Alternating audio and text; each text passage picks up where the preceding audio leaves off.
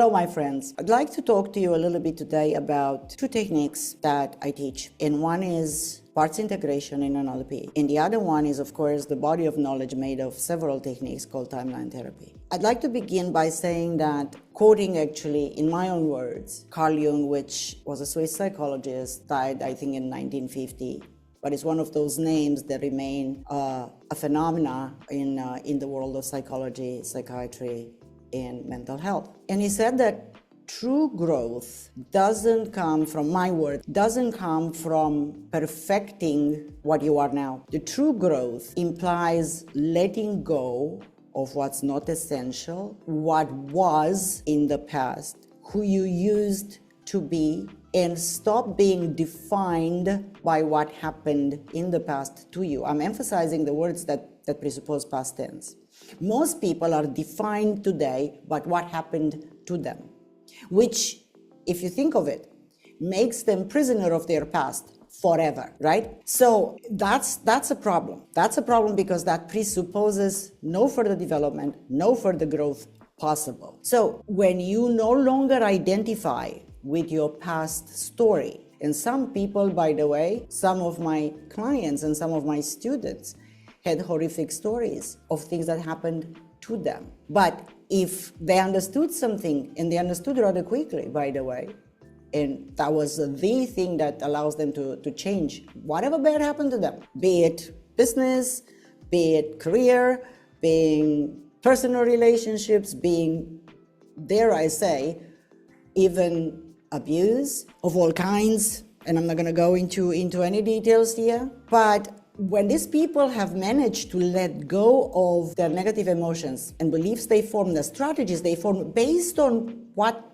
happened to them. In other words, if I may be direct, and forgive me for being so blunt, when they gave up being victims of what happened to them, which is hard, by the way. What happened, they managed to get out of their personality, which was defined by their victimhood. Now, this is not to say that what happened to them wasn't okay. This is, from their own perspective, the ability to be free of that and still, despite of what happened to them, create a happy life for themselves. But that presupposes, see, many people who choose not to let go of their past and move on, they have become defined by that. And maybe they have advantages. In NLP, we call this secondary gain, right? But maybe they have advantages until comes a day when consciously and unconsciously say, I had enough of this. A life as a victim doesn't get me anywhere. It just asks for attention and for help from somewhere else. I cannot help myself in any form or shape. And then helplessness and hopelessness and all sorts of negative emotions could range from anger and resentment and frustration and then sadness and even depression and, pardon me, and all the other stuff is accumulated there. Think of how it must feel. Or if you have experienced something like this, do you like the way you feel? I'm saying this with all my love. I'm really saying this with all my love and respect to all of you. But I think it's time to change that. When you have fears, like what am I going to do tomorrow? How am I going to solve A, B, or C?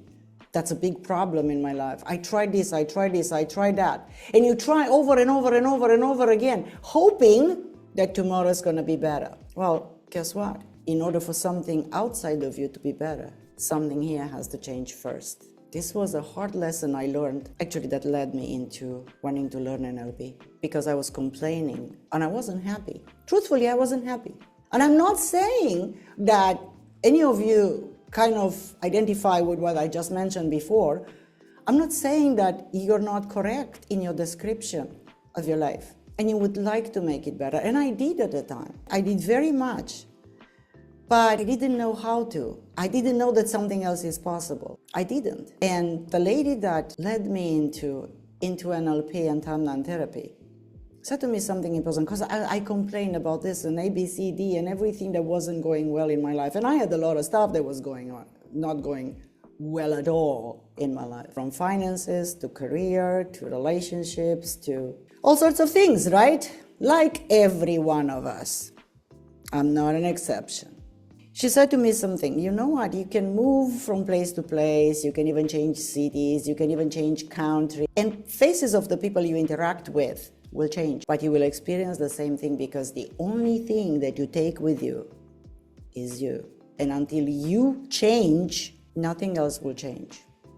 You'll experience similar situations until something inside you changes. Now, I said I want to talk to you about timeline therapy and parts integration. As I'm fond of saying, as long as we're prisoners of our past experiences, whatever happened to us from the external world coming as an input, until we're willing to change that, we really remain prisoners of our pasts. And timeline therapy shows you actually how to free yourself from that mental and emotional prison. So you're no longer reject your past or dissociate from your past or pretend that didn't happen or make a badge of honor out of it. I know people that have made a lot of waves on social media and blog and show talks and so on and so forth based on the misery they went through. But they're still victims. Funny enough, they're still victims. And they love their victimhood. And this may give you, for a while at least, the sympathy of others, but they won't change anything for you. Yes, you may get the attention, as I said, the sympathy and all this, but what if, think of it, what if you could create a situation where you have the attention of others and the sympathy of others and even the love of others and feel totally calm when you remember everything that happens to you? In fact, you don't feel much. You feel empowered. And you know why? Because in timeline therapy, we have such a thing that's called, we call them very simple, the learnings. Ted was very, very, very direct and made it very simple for people to understand. We call it the learnings, which are, we make those experiences that we have rational, we extract from them everything we learned since, what made us stronger. The old saying, what doesn't kill you make you stronger? Oh, well, you know what, there is a big degree of truth in that. And it all comes in this package called timeline therapy. Because what happened, listen, this is important, what happened no longer controls you.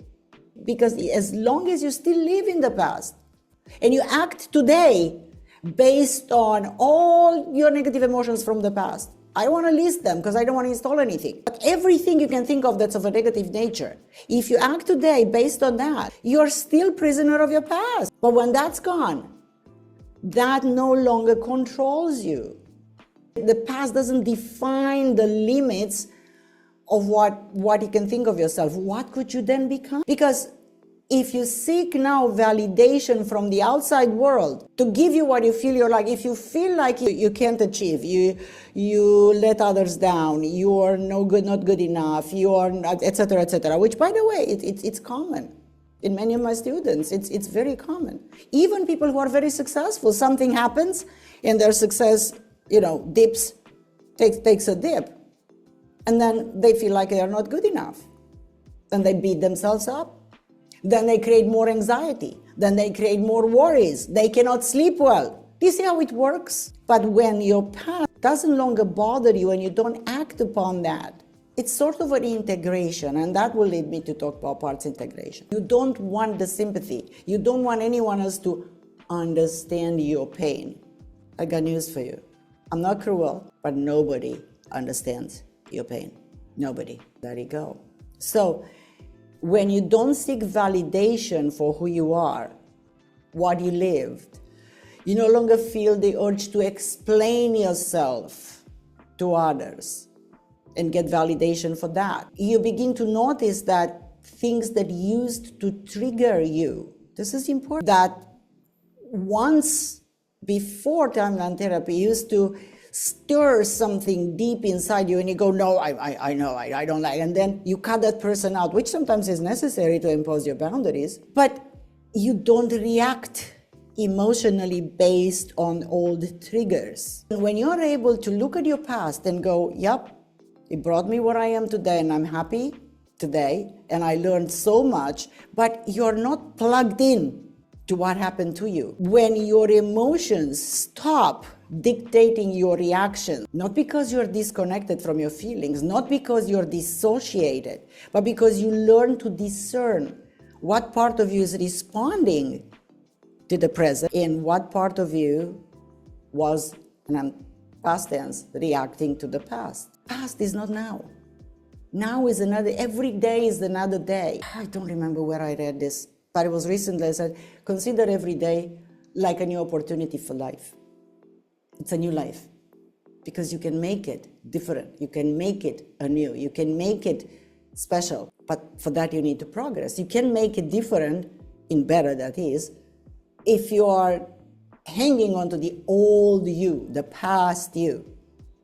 Again, I know that I'm not telling you something that you haven't heard before. The difference here is that I can give you the techniques and I can teach you how to make that incredible change, how to change your inner narrative, inner story about who you thought you were, how to change the thoughts and the emotions and the mind patterns that used to keep you in the past. Because you're no longer in that moment, you're not. See, there are many people who punish themselves even today for how they used to be in the past. But if you can get all the learnings and live with a non-attachment to what you used or who you used to be, that changes things. Now, I said I'm going to talk a little bit about parts integration.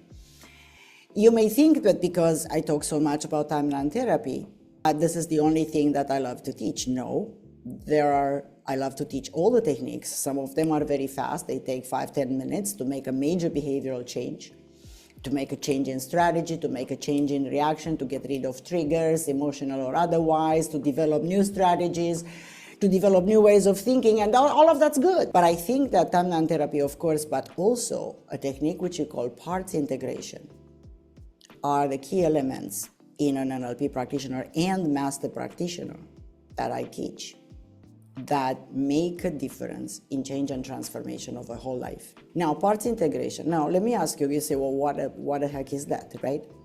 Well, it's very simple. Based on what I just shared with you 1 moment ago, part of you may say, oh, that would be very nice if I could do this.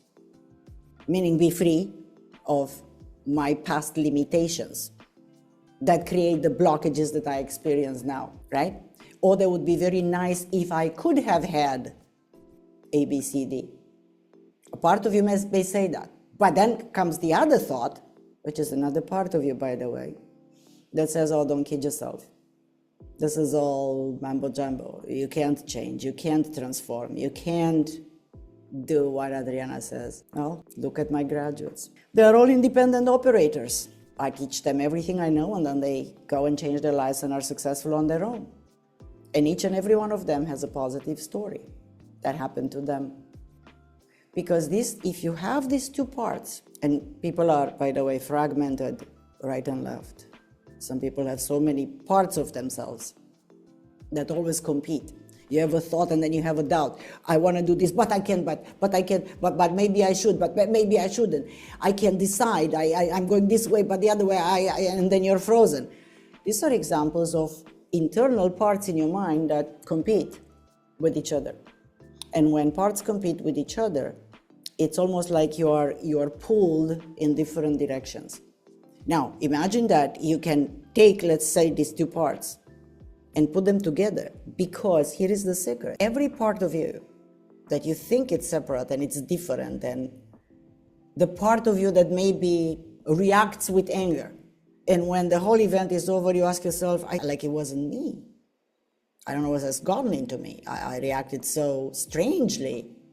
That's probably the description of a part. But when these parts of you notice actually that deep down, they actually have the same positive intention for you, the same positive purpose. They don't have to fight anymore. You know, it's like imagine people in a team, and they have this idea and they have that idea, and then they're fighting about this idea. But then when you ask them and you ask them some questions, what's the intention? What's their purpose for wanting things to do this way or the other way? To your surprise, you may notice that actually they all have ultimately the same intention. And it's a positive intention. And like the people in a team, when inside you these parts recognize the fact that they don't have to fight with each other, and at the deepest level they have the same positive intention, they stop fighting.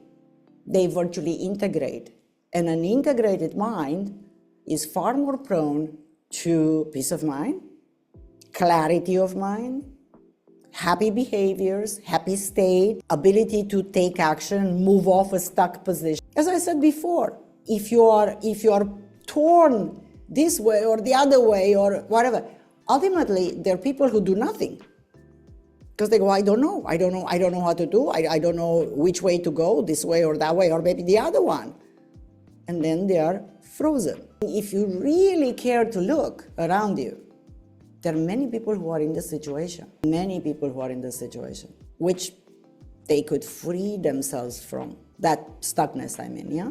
And they could think completely differently because they are stuck there in a box, their thinking box, right? And sometimes the freedom from the thinking box that keeps people stuck is outside the box.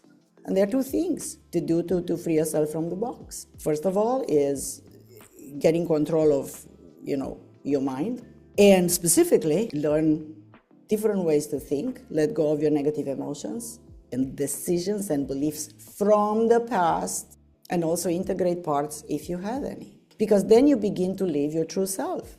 I don't want to use this word in a spiritual way because I'm not. This is not a spiritual talk. I could do a spiritual talk, but this is not it.